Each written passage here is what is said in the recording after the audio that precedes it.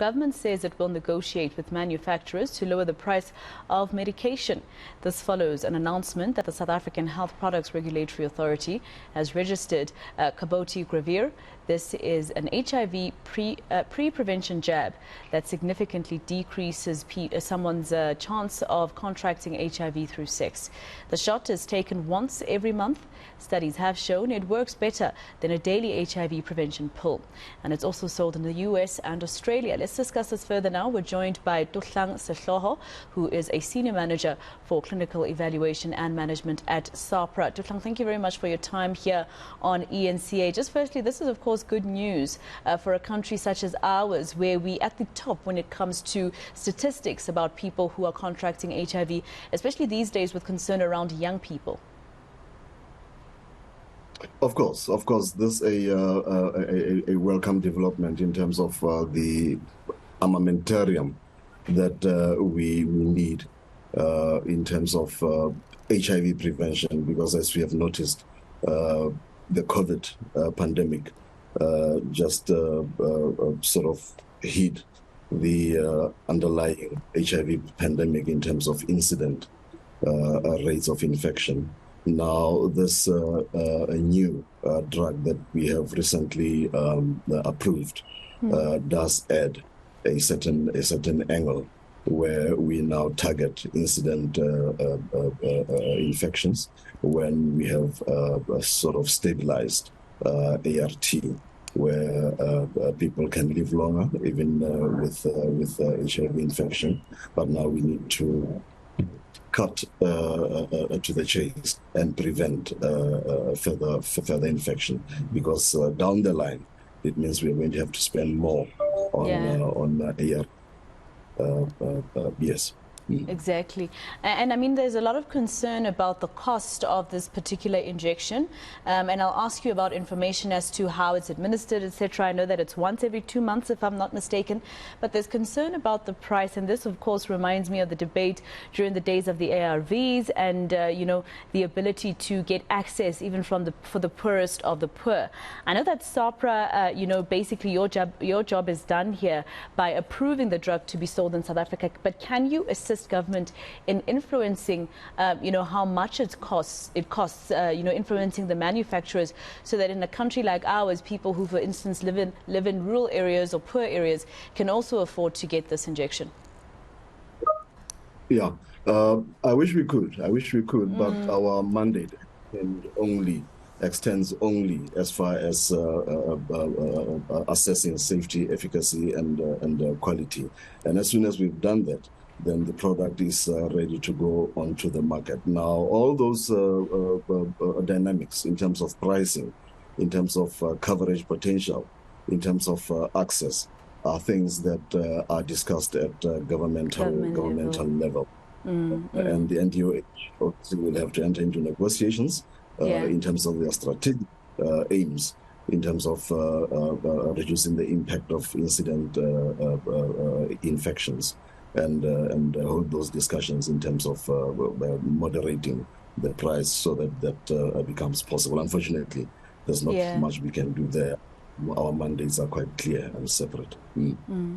Now, our understanding is that, yes, the drug has been approved to come into South Africa, because, of course, if SAHPRA says yes, it means that, you know, they you know, ticked all the checks and balances in terms of safety, etc., of this particular drug. But our understanding is that it's not clear whether or not it can be used by pregnant women. It's not clear whether or not it's safe for them. So when will we know if it is safe to be administered on someone who is pregnant? Yeah, unfortunately, that's always the case in terms of new molecules coming in, because pregnant women and babies, unless it's a trial specifically geared to small children, are not part of clinical trials. And the only way that we know that it can be used in them is when we used observational data, where we now evaluate data that says this drug was used on a pregnant cohort, and these were the outcomes. That's where we can make definitive pronouncements in terms of whether it can be used or not. But at the moment, we just do not have the clinical trial data that tells us that it is safe to use in pregnant women. And the clinicians, the treating clinicians, are very integral to this process in terms of supplying us with the data that tells us that in the real world, we are able to do this, and these are the outcomes that we're seeing. Then we evaluate that data and come to a conclusion that might end up with us recommending it for use in pregnancy. And the same route would be followed by the WHO, of course, with more data that would be available globally in terms of use in population. And then consolidation of that data will give all regulators, as well as WHO treatment guideline guidance in terms of whether use can be extended to that population group. Yeah. So, Mr. Sehloho, we have in South Africa, obviously, the ARVs, which, technology luckily has assisted for those who are living with HIV to be able to take one pill instead of those many that used to be available a few years ago. And then we have PrEP as well. And now we have this Cabla as well that's coming into the market. What's the difference with this one, this particular injection? I know that I read that you have to take it once every 2 months. What's the difference with it? And how do I get it? Do I need to get a prescription? Can anyone get it? Or is it only like PrEP? Is it only available for people who are, who work in dangerous conditions where they are more susceptible to contracting the virus? Yeah.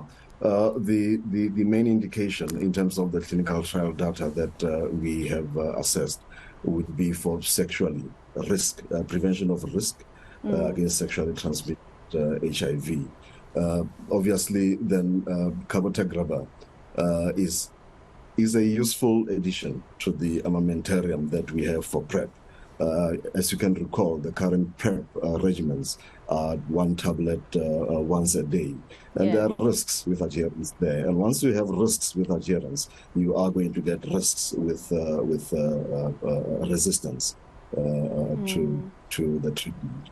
Now, the advantage of this new drug is that it is once a month for the first 2 months, and then subsequent to that, it's one jab every 2 months. Now we get rid of adherence issues, and then we are sure that we will have sorted out the resistance issues, unless something comes up later on in the future. And as a responsible regulator, we will be able to respond to that and revise our recommendations, revise our recommendations for treatment guidelines and all of that. Yes. What are the side effects of this particular injection? Yeah. Well, look, as with all injections, obviously the first side effect that you will have would be pain at the site of injection. Okay. And that resolves in a few days, obviously. And then one that has also been reported would have been a rash. All sorts of rashes that would manifest. And that's quite normal. Once the body receives something that is novel, or is not familiar with, you will have some hypersensitivity reaction. But as soon as that hypersensitivity gets resolved through continuous use, then the medicine becomes a little bit safer. Now, other side effects obviously are temporary. They have not prevented any of the clinical trials participants to stop treatment, because they would resolve. For instance, you would have elevated liver enzymes that would resolve after a while, and that's normal. That's normal. We know that, but nothing to make this drug particularly dangerous. But obviously, even with that information, we will continue to monitor any major side effects and adverse events. Yes. Mr. Sehloho, just my last question. Obviously, for instance, it would be advisable for someone who is in sex work to get this particular drug to protect themselves, right? But if, and also, especially with PrEP, sometimes they also advise you if you, unfortunately in South Africa, if you have been raped, to go and take PrEP so that you can try. Obviously within a certain number of days, so that you can try and make sure that you don't contract the virus. But if you just want to protect yourself as a South African, what do? Do you go to a GP first who has to write you a prescription, or can you just go straight to the counter and buy one cash? Yeah, no, there's an antiviral, and with antivirals we schedule them as Schedule 4. Which means to get access, we need a prescription. And I just wanted to correct one point that you made, that this is not a morning after kind of No. I'm talking about the contracting of the virus, because the morning after is more about pregnancy. Yeah. Oh, okay. All right. Well, okay. My point would be that, look, you have to be HIV negative before you can access this. It has to be verified. You have to be HIV negative because its aim is to prevent HIV infection. And I'm not sure. You can't wake up in the morning and say, I engaged in risky behavior, therefore I'm going to get Cabotegravir. So you'll have, there's a window period. After a while, you will have to check and see if you have been infected. And if you have been infected, then you go into retroviral treatment. This prevention medication would not be indicated for you. So there are some nuances that obviously the public understand as soon as this drug has been integrated into the health system. Yes. I see we have to let you go, Mr. Sehloho. I'm hearing a lot of messages coming through your device there. A lot of people are looking for you. Thank you so much for giving us your time. Tate Tohlang Sehloho from the South African Health Products Regulatory Authority.